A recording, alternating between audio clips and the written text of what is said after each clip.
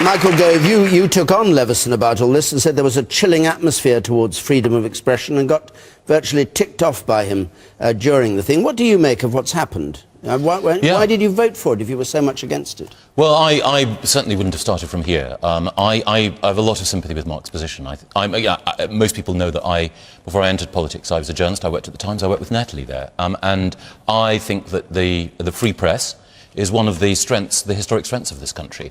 And sometimes it can be raucous, and sometimes if you're a politician, you're on the receiving end. So you should be. A free press should hold those in power to account, and sometimes the way which will hold them to account will be uncomfortable.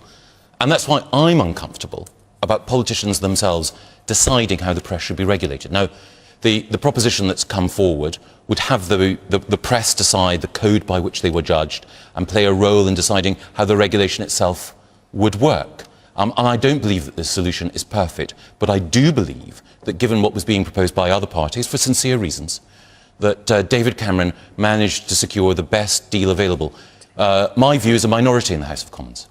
The majority of people wanted to have regulation, wanted to have, essentially, political control through statute of the press. Why didn't you vote against? I'm a member of the government, and I believe that David Cameron secured the best possible deal in the circumstances. And I don't think anyone who saw my performance at Leveson could have been in any doubt about where my views lay.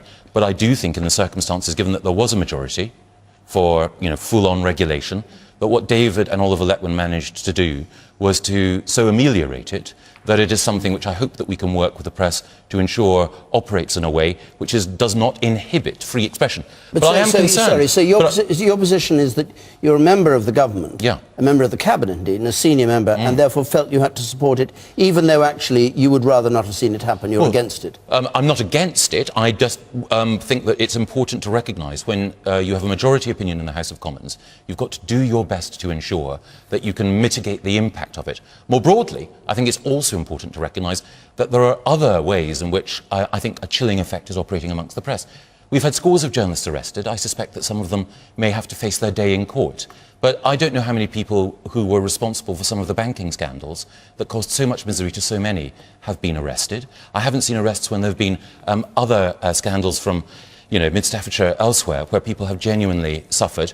More than that, I think that we are in danger with a newspaper industry that is suffering commercially and is under huge pressure of driving to the margins the organs of free expression that hold power to account. And I know that there are lots of politicians who think that the press should be tamed.